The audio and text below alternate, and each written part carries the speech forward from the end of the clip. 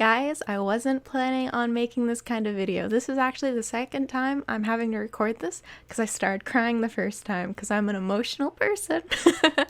But it's something that I need to talk about. It's on my chest. It's just needing to get out of here.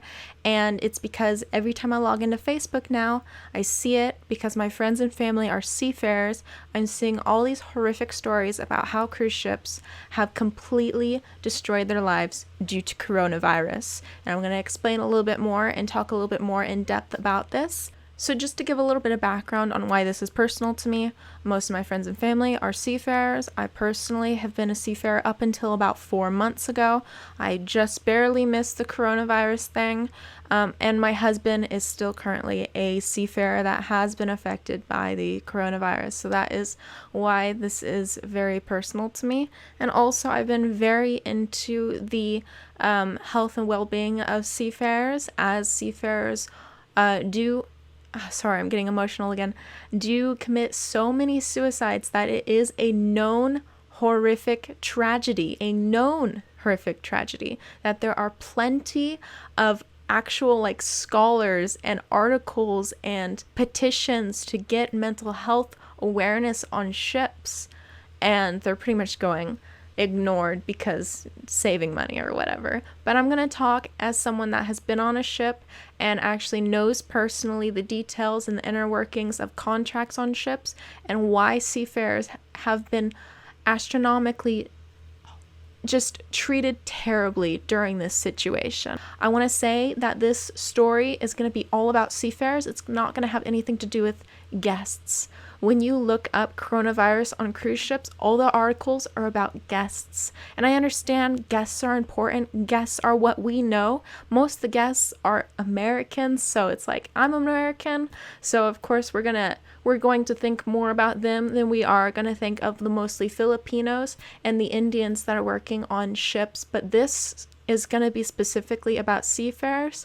I'm not discounting the guests, but I think there's enough media out there to cover guests that we need more media to cover these seafarers. And some of the things that I'm going to read are tragic, and I really hope that they resonate the same with you as they do me. I know I do have a personal bias, but I really hope that you can understand what I'm talking about here. I'm going to talk and explain everything. This is an actual article published March 23rd, 2020 by the Maritime Executive. There is one word on here, I'm not sure the pronunciation, so I hope I do it correctly. Don't judge me for my reading skills. The UK-based NGO Human Rights at Sea has been deluged with cases of seafarers seeking to highlight their plight after being retained on vessels after sign-off or having been left ashore in foreign countries without funds.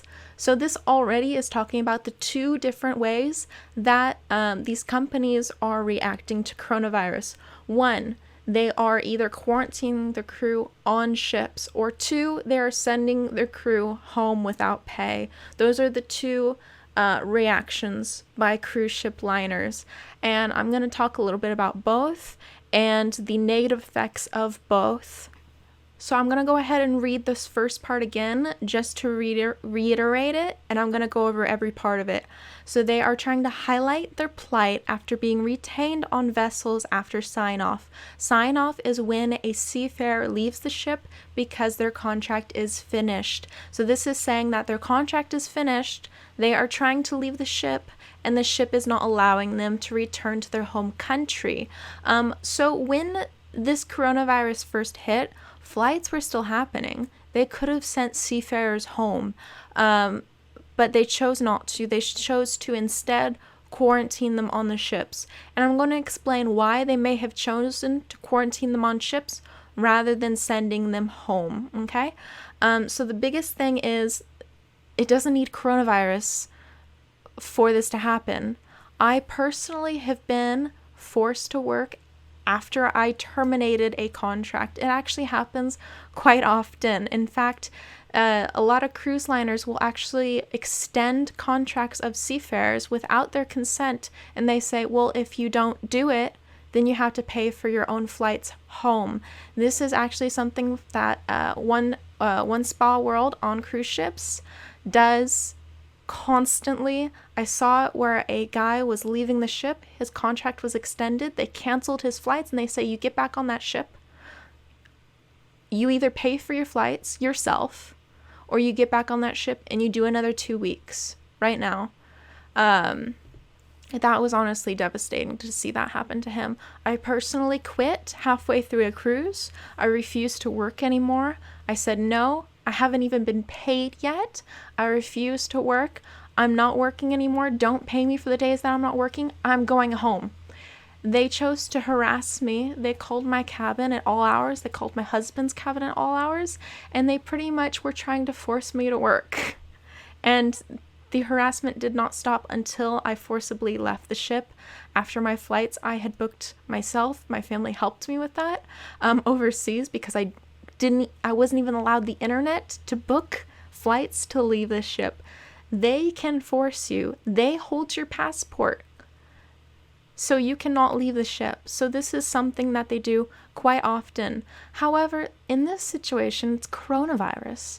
So you might be saying, well, it's okay to quarantine them. Well, I'm going to go into that a little bit more. At the beginning of this outbreak, the United States government urged nationals to come home. They urged U.S. nationals to come home if they were in foreign countries. So while they're urging everyone to go home to your own countries, to your own homes, so you can self-isolate, because they knew that travel restrictions were happening, these cruise ships were still quarantining their people and preventing them from getting off the ship and returning home.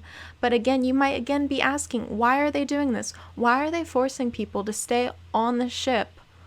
Isn't it just going to be, especially if there's no guests on the ship, why would they be forcing the crew to stay on the ship? Actually, they do this often. There's something called dry dock, and there's something called transit cruises. This is when there's no guests on the ship for sometimes weeks at a time. 10 days transit cruises, 15-day transit cruises, as well as dry dock, which can be weeks long with no guests, but the crew stays on. You might be wondering, why would they do that? Why wouldn't they just send the crew home? They're paying the crew. Why aren't they sending them home during these weeks where there's no guests on? Well, I'm going to go ahead and break down the math for you. To fly me home from the ship I was on would cost $1,600. That's how much my company paid the first time to send me home. $1,600. I'm paid $800 a month, and this is all in US dollars. $800 a month. So technically, it's pretty much, you might as well keep them on for a month, month and a half, 2 months even with pay. It's cheaper to do that than to fly everyone home. So these cruise ships may have quarantined their crew on ships and endangered them with this virus just to save a few dollars rather than allowing them to go home, because they knew if they allowed them to go home, they would be paying for their flights back. So that was kind of acceptable when it comes to the world's health about quarantining crew. But let's go on to the second part of the sentence. I'm going to reread the beginning, but I'm actually going to finish the full sentence this time. All right, and this is actually kind of horrific, so get ready for this. The UK-based NGO Human Rights at Sea has been deluged with cases of seafarers seeking to highlight their plight after being retained on vessels after sign-off or having been left ashore in foreign countries without funds.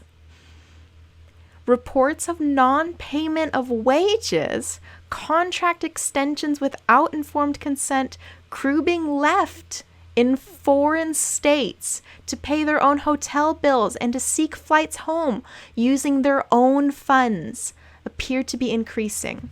So, in other words, they're not being paid, they're being forced to work. I know how I was talking about how these people were staying on the ship and being paid, which is honestly quite common and still being done today, but some ships were forcing them to stay on without pay, and then some were dropping them off in foreign countries with no way home, no flights home, no hotels booked, on the sidewalk without pay. Oh my God. I'm going to go ahead and highlight this post that I actually saw on my timeline. That is one of the reasons why I made this video. This post is about 5 seafarers that were dropped off on the sidewalk in the port in Philippines, nowhere near their home, where they need to take domestic flights home, but the domestic flights weren't running. Instead of helping these seafarers by getting them hotel or hostels, the ship abandoned them there without any resources or help on the sidewalk.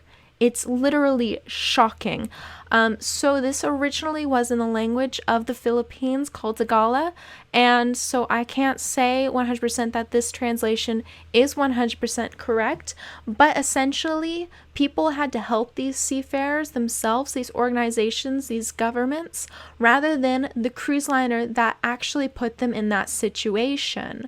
And it is horrific that we are expecting land countries to help these multi-millionaire companies and these multi-millionaires with their own employees because they can't bother to get them a hotel room. And to just break it down, in this city, I can get a hotel, 2 hotel rooms for these 5 seafarers. So 3's in one room, 2's in the other. I made sure that these hotels will accommodate that.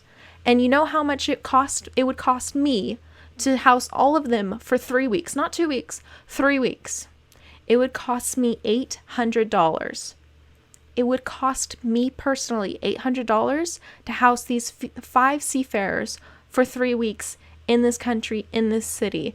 And that cruise liner couldn't even do that. It's literally horrific. Honestly, guys, I'm sorry that I'm getting so emotional, so pent up with rage. It is just so sickening to me what is happening to these seafarers. I know that I am biased, but it is shocking. And we need more media attention on this, all right? Seafarers have died due to coronavirus on these ships.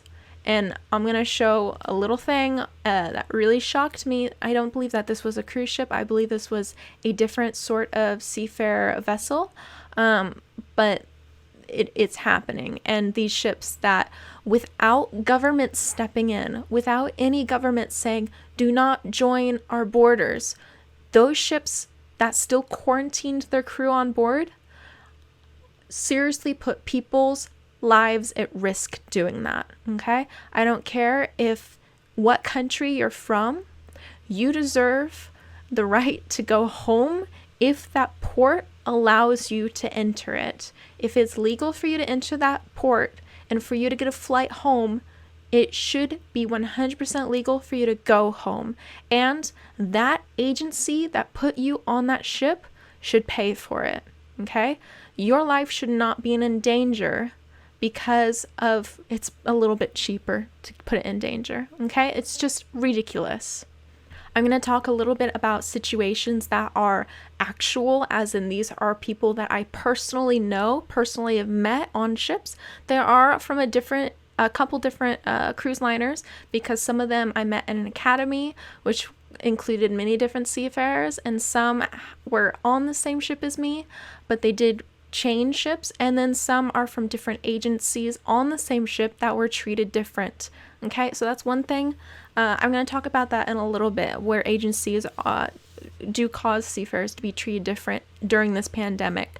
But I'm going to talk about a couple personal things and personal situations that I know and I can say confirmed happened. I've got some friends that are stranded in outside of borders of countries. They were not allowed home quick enough, so now they are stranded in that country because that country is no longer flying to their homeland. So they are stranded now for X amount of days, and every single one of them is still being forced to work. Thankfully, these people are being forced to work with pay, though. So yay, you're being forced to work, but at least you're being paid for it.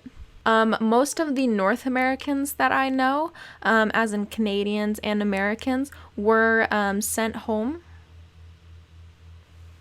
So mostly North Americans that I know, the Americans and Canadians, were able to leave ships before the quarantining happened. These ships actually quarantined the Filipinos and the Indians on the ship, but for some reason these North Americans and Canadians were sent home. It's quite random. Again, agencies do treat different seafarers different. And it almost seems like, I'm not going to make any assumptions, but it is a little bit concerning when some crew is being forced to stay and risk their lives. They are non-essentials, by the way. Some crew are being forced to stay and risk their life, while others are sent home dependent on the country they're from. I'm just going to go ahead and just say, that's a little concerning. That seems like a little bit of a national bias, but whatever. They are from different agencies, and that could be a reason. However, this is multiple ships, multiple people, okay? And multiple agencies. So all the people that I know that have been sent home were not reimbursed for flights that they had to pay for to join the ships, as well as they were not paid for the rest of their contract. Example, you can pay $1,600 to join a ship, work on it for 1 month, and then get kicked off the ship because of coronavirus. And in that month you made $800, so now you are in debt by $800 by joining this ship when you expected to stay on that ship for 10 months and make, $8,000, and you did not make the $8,000. So again, that's one situation. It's extremely sad. My husband personally, he was kicked off his ship without pay.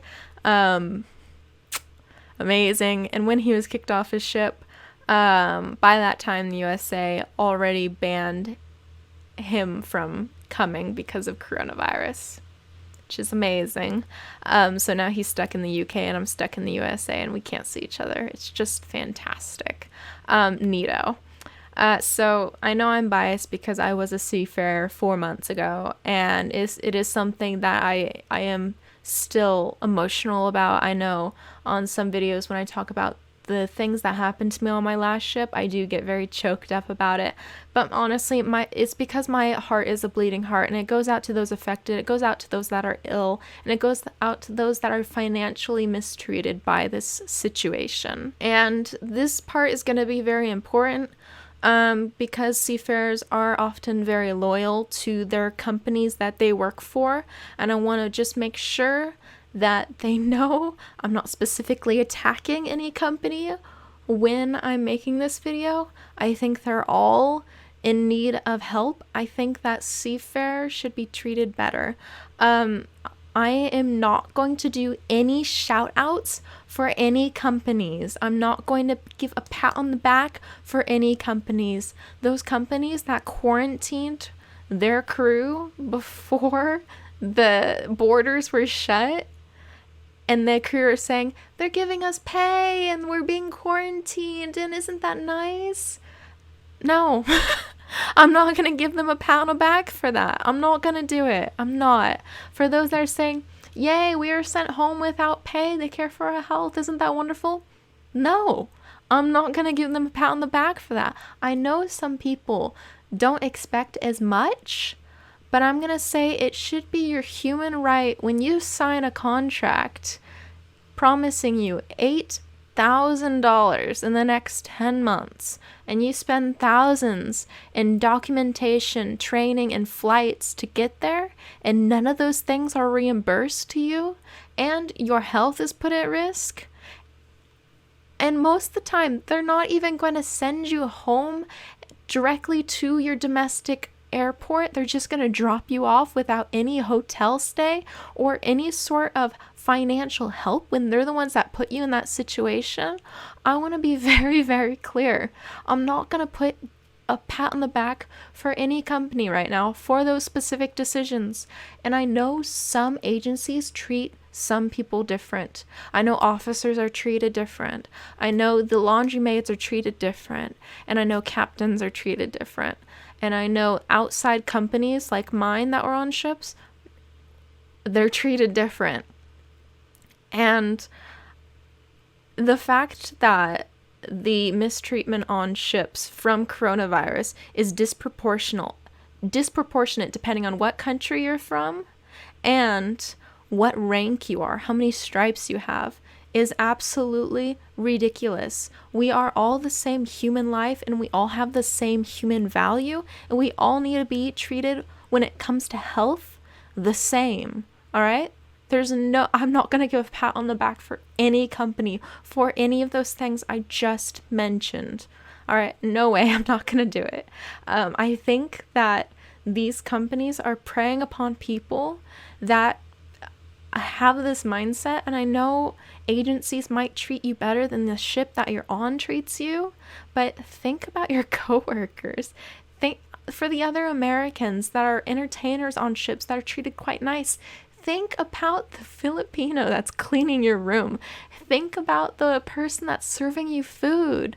Think about the Eastern Europeans that are working on your maintenance. Think about them. Are they being treated as well as you are? And should they be treated with human decency, basic human decency, where they are given food, lodging, and not dropped off on sidewalks in countries where they're nowhere near their homes? Come on, let's be real here. Let's actually treat people with human decency. So that is something I needed to talk about. It needed to be said. I'm going to go ahead and tell you guys, do some research on this. It's absolutely tragic what these cruise companies have done to these seafarers. These people losing $800, losing $1,000, losing $8,000 is actually tremendous to some people, and especially in specific countries. $8,000 is a lot more in some countries than others, and to lose that amount of money is actually tragic, and we need to make sure that their home countries are all taking care of them. But why aren't their employers taking care of them?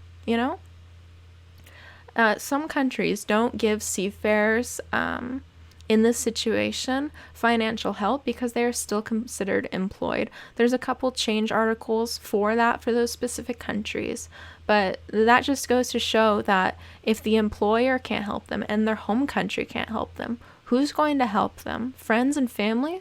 For thousands of dollars debt? No way. Absolutely no way. It's not like they can get a job right now. Everything's closed.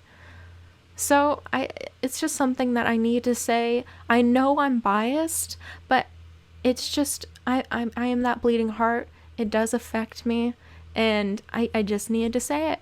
But I just want to wish everyone health and happiness and financial, how should I say, health, happiness, and financial stability in these times.